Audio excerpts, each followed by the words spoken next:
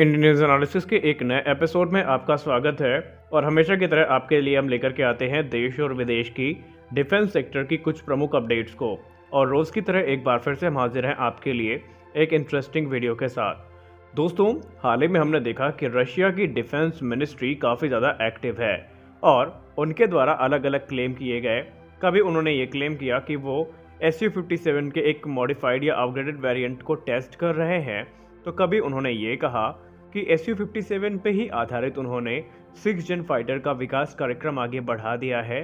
तो अभी हाल ही में एक अपडेट सामने आई थी कि MiG-41 इंटरसेप्टर, जो कि MiG-31 को रिप्लेस करने वाला है, उस पर भी काम चल रहा है और 2030 तक उसका प्रोटोटाइप हमें देखने को मिल जाएगा। लेकिन अब उसी को लेकर के एक बड़ी अपडेट सामने आ रही है।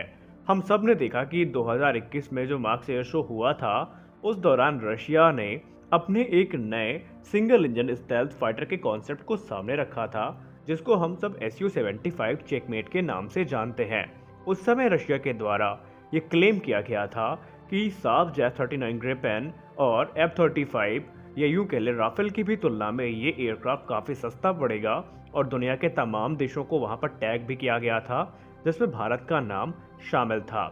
लेकिन अब क्योंकि रशिया इस समय यूक्रेन के साथ युद्ध में इन्वॉल्व है, जिसके चलते रशिया पर अलग अलग प्रकार के बहुत सारे सैंक्शन लगा दिए गए हैं, तो अब रशिया को लेकर के एक चौंकाने वाली अपडेट सामने आई है, जो इस तरफ इशारा कर रही है कि जो टाइमलाइन बताई गई है एक्चुअली अब उन टाइमलाइन से ये प्रोजेक्ट थोड़े थोड़े भटक रहे हैं। ऐसा हम क्यों कह रहे हैं, आइए जान लेते हैं। रशिया ने Su-75 को लॉन्च करते समय कहा था कि ये फ्यूचर की रिक्वायरमेंट्स को ध्यान में रख करके बनाया गया है और 2024 तक इसकी पहली उड़ान को आयोजित कर लिया जाएगा।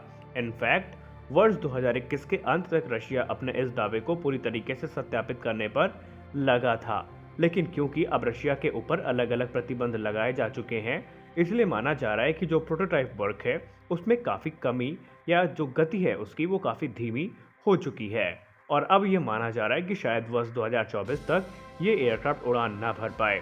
उसके पीछे की वजह है कि भले ही रशिया खुद से इन एयरक्राफ्ट को बनाता हो, लेकिन अभी भी रशिया इसके लिए जो ज़रूरी मशीनरी है, जो ज़रूरी कंपोनेंट्स हैं, उनको वेस्ट से इंपोर्ट करता है, जिनमें सबसे जो इम्पोर्टेंट चीज़ मानी जाती है वो है सेमीकंडक्टर्स। और सेमीकंडक्टर्स इस समय रशिया को मिल नहीं रहे हैं, जिसके चलते रशिया को अपने इन प्रोजेक्ट्स को आगे बढ़ाने में अच्छी खासी दिक्कतों का सामना करना पड़ रहा है। रशिया का कहना है कि जब ये एयरक्राफ्ट बन के तैयार हो जाएगा तो F-35 की जो मोनोपोली है सिंगल इंजन स्टेल्थ फाइटर के क्षेत्र में, उसको ये एकदम से ख़त्म कर देगा, क्योंकि ये एयरक्राफ्ट काफ़ी ज़्यादा कैपेबल होने वाला है। परफॉर्मेंस वाइज अगर हम बात करें तो ये अपने साथ 7.4 टन के जो पेलोड हैं उनको कैरी करने में सक्षम होगा। वहीं ये मार्क 1.8 से 1.9 की स्पीड को भी प्राप्त कर सकेगा। इसकी कॉम्बैट रेंज बिना एक्सटर्नल फ्यूल टैंक्स के 1700 किलोमीटर क्लेम की जाती है और ये 9G तक मनूवर किया जा सकता है।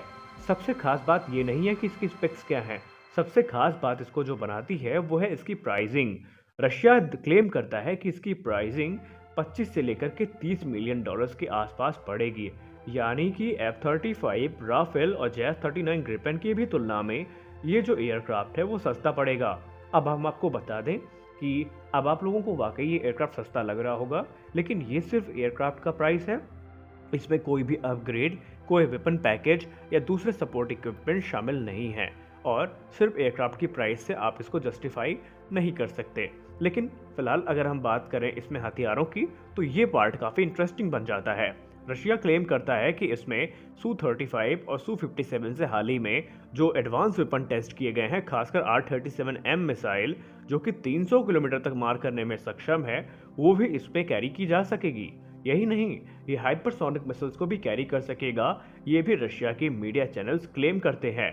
इसके डिज़ाइन को लगातार इम्प्रूव किया जा रहा है, इसके रेडार क्रॉस सेक्शन को लगातार कम किया जा रहा है और रशिया क्लेम करता है कि जो भी देश इसको सेलेक्ट करेगा उसकी ज़रूरत के हिसाब से वो इस एयरक्राफ्ट को मॉडिफाई करने के लिए तैयार हैं। यानी कि मान लीजिए अगर हम एग्जाम्पल के तौर पर लेते हैं कि भारत एक देश है और भारत इस जहाज़ को सेलेक्ट करता है, तो भारत के पास पूरी स्वतंत्रता होगी कि अपनी ज़रूरत के हिसाब से भारत इसमें मॉडिफिकेशन कर सकेगा और रशिया को इसमें कोई भी दिक्कत नहीं है। Russia Bharat, Egypt, Argentina, Algeria, Indonesia को एक पोटेंशियल बायर के तौर पर देखता है। लेकिन गौर करने वाली बात है कि इजिप्ट, अल्जीरिया और इंडोनेशिया ने पहले भी जो Su-35 प्रोग्राम था उसको ड्रॉप किया था। उसके पीछे का वजह वेस्ट का दबाव बताया जा रहा है कि अमेरिकी दबाव के चलते ये जो डील्स हैं वो कैंसिल करनी पड़ी थी। लेकिन अब रशिया ये मानता है कि उनके ये जो एडवांस फाइटर्स हैं वो दुनिया के तमाम देशों के लिए एक आदर्श फाइटर बन सकते हैं, खासकर वो देश जो कि महंगे वेस्टर्न स्टाइल फाइटर्स को अफोर्ड नहीं कर सकते, जैसे कि F-35, जिसे दुनिया के सबसे एक्सपेंसिव स्टेल्थ फाइटर्स में गिना जाता है। और इसीलिए रशिया ऐसे देशों को टारगेट करके अपना ये जो जहाज है उनके सामने प्रस्तुत कर रहा है। बात करें अगर दूसरे प्रोजेक्ट्स की, तो Su-57 के अपग्रेडेड वेरिएंट को ऑलरेडी टेस्ट कर लिया गया है, जहां पर Su-57 को अब कॉम्बैट कैपेबल भी माना जाने लगा है, क्योंकि क्लेम किया जाता है कि Su-57 ने R-37M मिसाइल की सहायता से यूक्रेनियन Su-27 को एक लॉन्ग रेंज की फाइट में मार गिराया था। उसके बाद से लगातार इस जहाज की जो ख्याति है वो बढ़ी है। आपका क्या मानना है? क्या वाकई रशिया अपने Su-75 प्रोजेक्ट को बिना किसी मित्र देश की सहायता के पूरा कर सकेगा? क्या भारत को इस प्रोजेक्ट में आना चाहिए? आप अपनी राय कमेंट सेक्शन में ज़रूर दें। और भारत को शामिल करने का या क्वेश्चन शामिल करने का मेरा मकसद ये है कि चीन ने कल क्लेम किया है कि चीन के पास 180 से ज़्यादा J-20 स्टेल्थ फाइटर्स हैं, 300 से ज़्यादा J-16 फाइटर्स हैं और भारत को तकरीबन 10 वर्षों तक अभी कोई भी स्टेल्थ फाइटर नहीं मिलने वाला है।